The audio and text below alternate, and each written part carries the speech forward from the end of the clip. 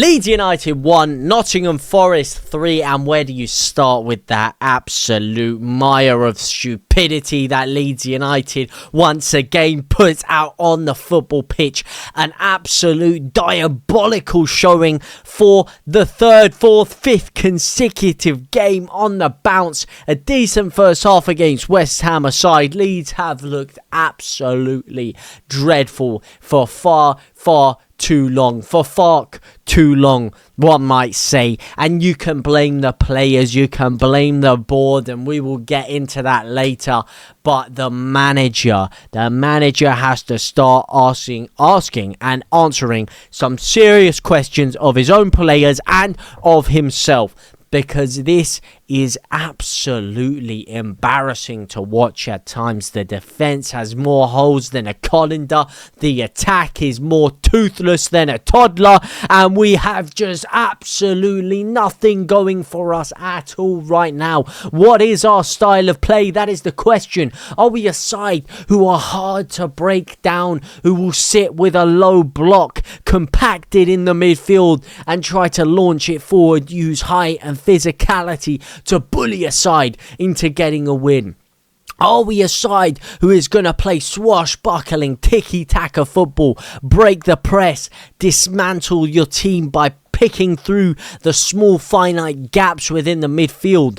Are we a side who's going to abuse pace down the wings? Are we a side who is going to sit back, make it absolutely terrible for you to try and break us down, and then just ping you on the counter-attack on the floor and hit you with devastating breakaway pace? Or are we a side that tries to do all of that but achieves none of it?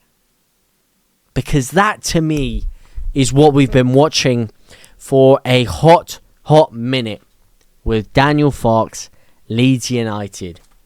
We are a side who is devoid of an identity, who is devoid of a style of play, who is devoid with an ethos of how we actually want to impact the games. Whether we're playing against a low block team, whether we're playing against a high octane, I have a lot of the ball, I want to attack you team. You know, Leeds back in the day, it used to be people have figured out a way to beat Bielsa or Leeds with here by sitting in a low block, and that's Leeds' kryptonite. What is Leeds' kryptonite right now?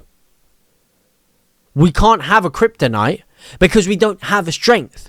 A kryptonite is usually the weakness or the one weak point against a formidable task. Or a formidable force, sorry. That is usually what a kryptonite is. We don't have a kryptonite because we're not a formidable force against anybody. There has not been one game this year.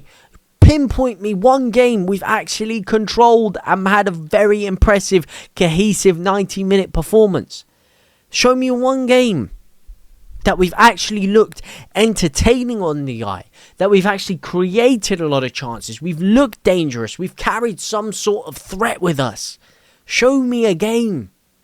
I'll tell you, it doesn't exist. And it hasn't existed for years. For 2 years, it's been the same. It's been sideways, it's been backwards, it's been nothing, nowhere. We're going nowhere is the answer. This is how our play works, alright?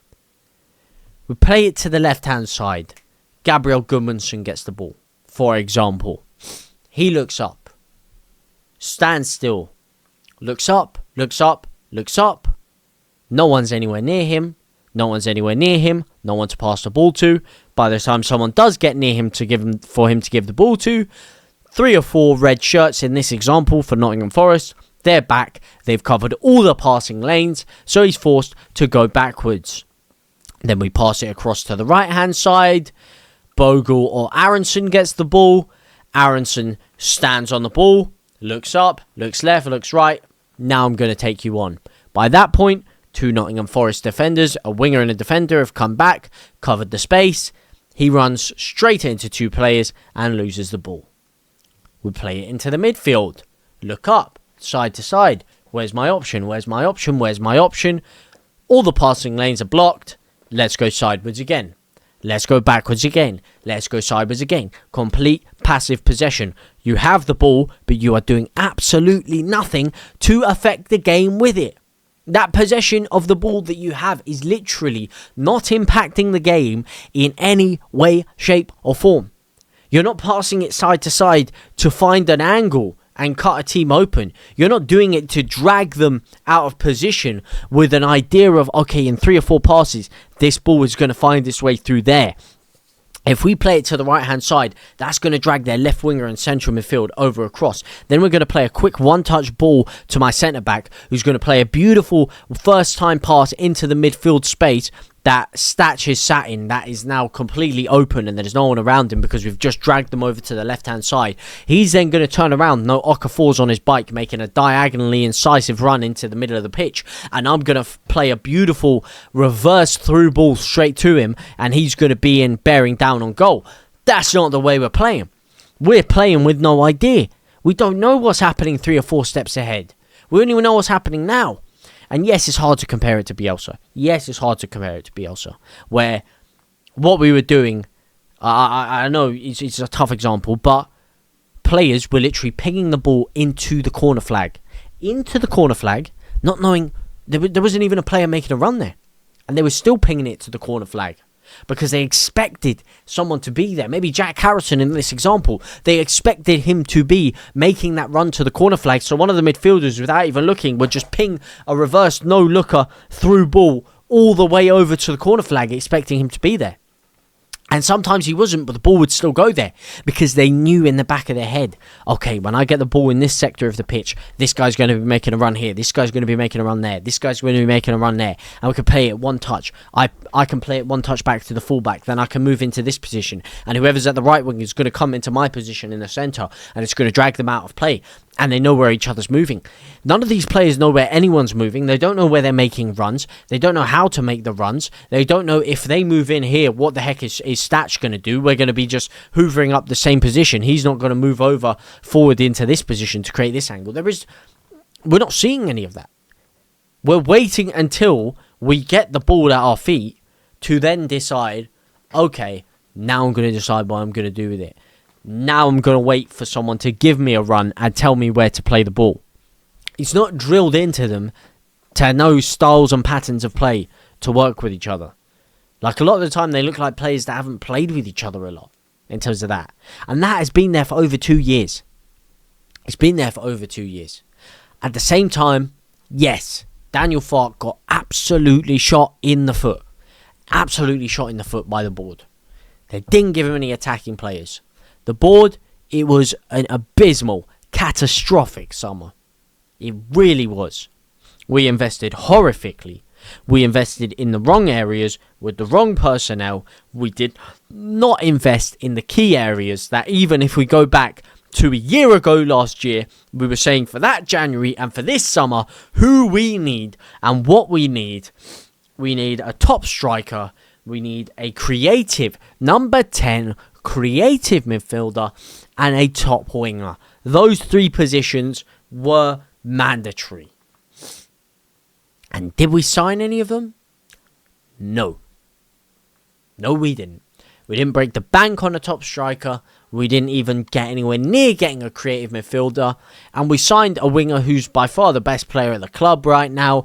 But at the same time, also let go of the best winger we had at the club on loan.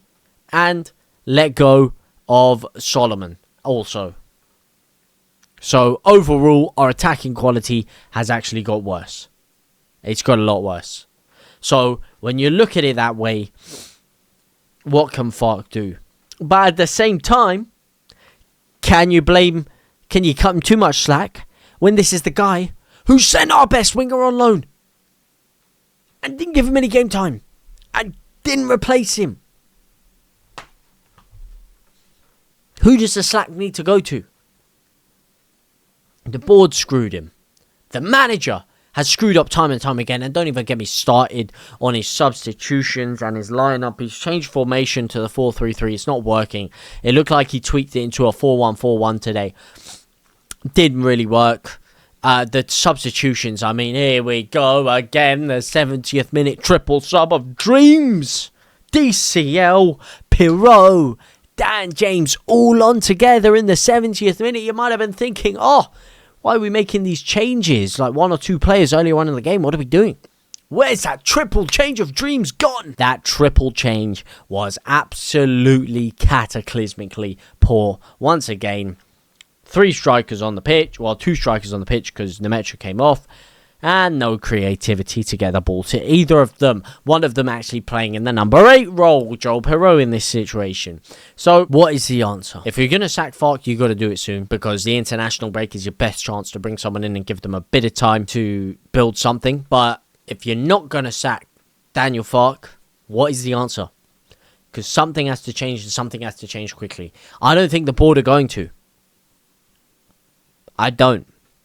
And there's no other options. Brendan Rodgers is the only real name. Or Gary O'Neill. There's no one really else out there right now for Leeds to get. Nuno's been taken. Deitch has been taken. And if you're telling me Ange Postecoglou, you might as well sign us up for relegation right now. We'll be cooked. So, let me know what you guys think anyway down in the comment section down below. What needs to change? Please tell me. What is it that Leeds United need to change? Because right now it's simply not good enough. It's really not. But let me know what you guys think down in the comment section down below. For now though, I will see you guys very, very soon.